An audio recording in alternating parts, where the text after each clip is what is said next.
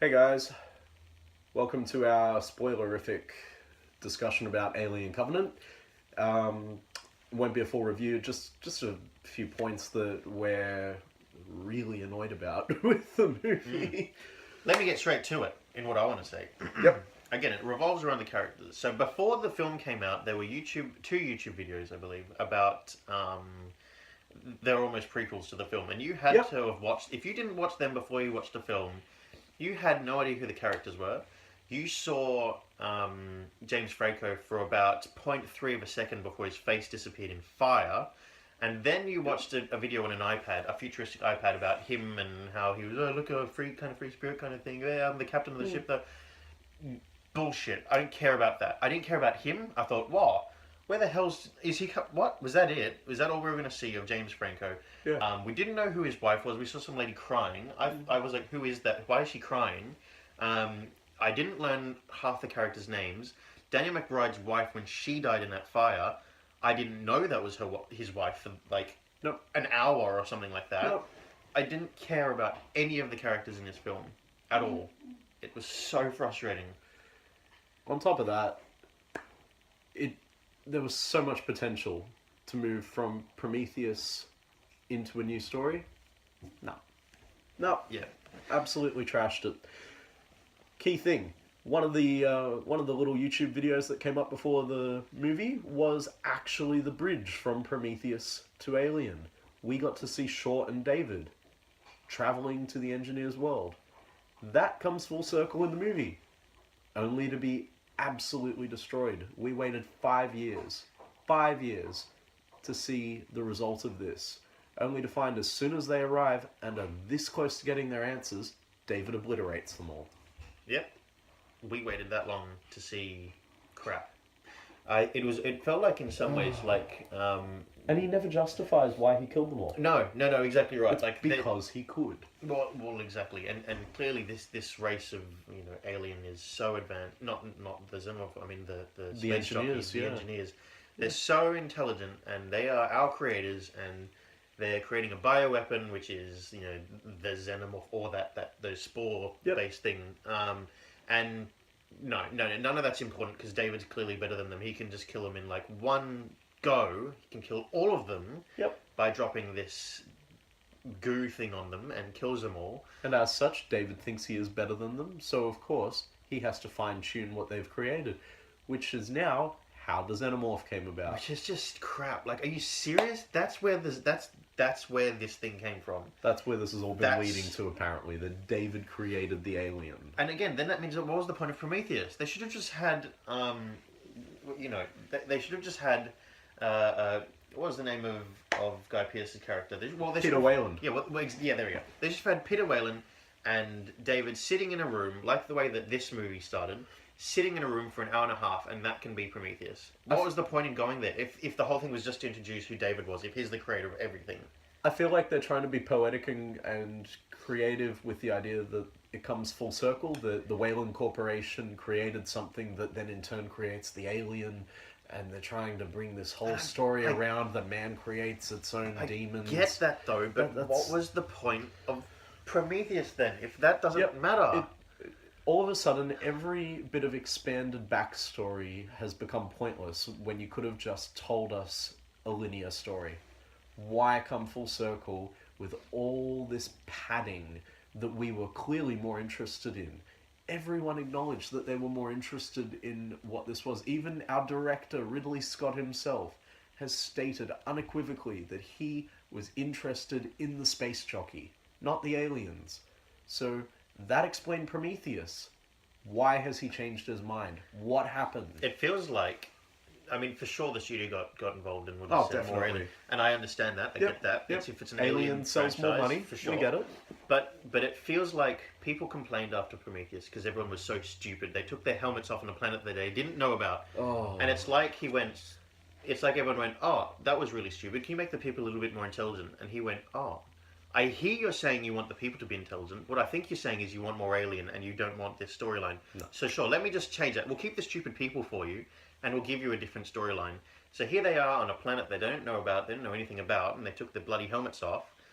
They didn't know that, there were spores on the planet that could have killed them. But of course, that's why they're in space, and that's why they should wear helmets. Yep, but sure, they've got they don't no wear idea. helmets. So they're just as stupid as they were in Prometheus. But the story is completely different. And it means that the shit parts of Prometheus stayed. Yep. And then the good parts of Prometheus went. They ruined all of it. That's He not, ruined all of it. That's not to say that Covenant doesn't have any redeeming features. The problem is, any good in Covenant is completely undone by the stupidity of the writing. There are so many potential elements. The spores, that was new. The neomorph, new. So much potential here. Even the things with David, about David living on the engineer's homeworld and studying them, that was riveting. Yeah. But done pointless. so fast. Pointless in comparison to what they're trying to discuss. I feel like it was just a wasted opportunity. They skimmed over the good parts to focus on the crap. They spent a long time at the end of the film almost recreating Alien with the xenomorph on the ship, chasing after them. And it wasn't sure, visually spectacular, really awesome stuff. Gave us more blood, which we definitely wanted. We wanted an Alien movie that was gritty with blood. The problem is it wasn't in context though to what had happened before that. It was just like, why is that there? What? Who cares about this? It doesn't serve the story at all. None of it serves the story. And there wasn't any fear. No. So you didn't care about the fact that this alien was chasing after them in the ship. It's mindless and how amazing. And brutal. And while visually it's incredible and in some cases could rival the visuals of the original, the original has on its side the fact that it's a solid story where we learn about our characters, even briefly. We learn about them and we care about them. We care about John Hurt's character before the facehugger gets him. In this, we couldn't even remember who half the characters were by the time they were being killed. The people in the shower, I don't know what their names were. Yep, I don't know. All I know was that they associated with Danny McBride, and that scene was incredible. Watching that brutal death in the shower, that was amazing.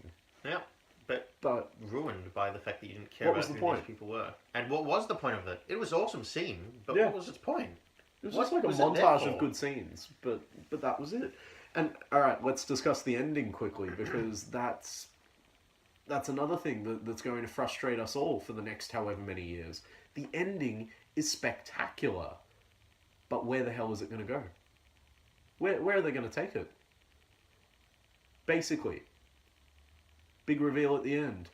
Walter turns out to be David. Predictable, we knew that. We saw that coming. They didn't make any real secret of that one.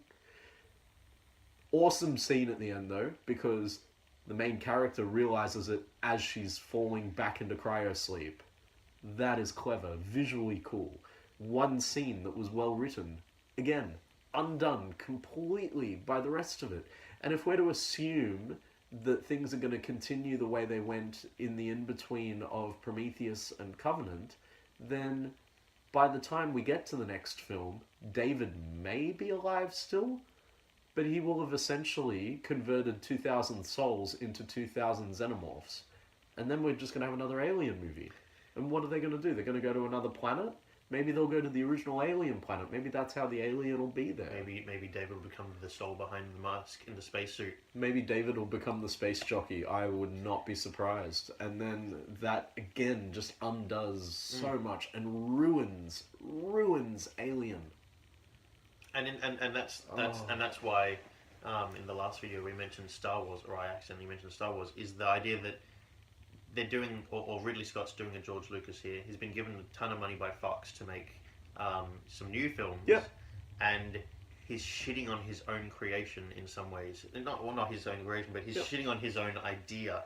This thing is turning crap fast. Okay, message to Fox, if you ever find our little video series. Please stop ruining your franchises.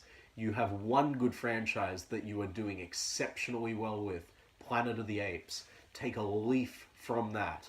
That is one series that you have done exceptionally well at retconning and bringing back full circle.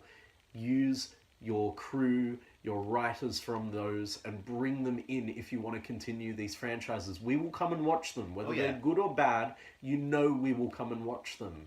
just make them worthwhile for us. Otherwise, we're going to be compelled to make videos like this because we have no other way to express our frustration, and we don't see there being any other way of you realizing how annoyed we are. Oh yeah. Oh yeah. Well, I think that about wraps up our... That's our little rage for the day. Now, as usual, be sure to check us out on the 35th Mill. We are on Facebook, we are on YouTube. Links are in the bio. Check us out. We'll see you later.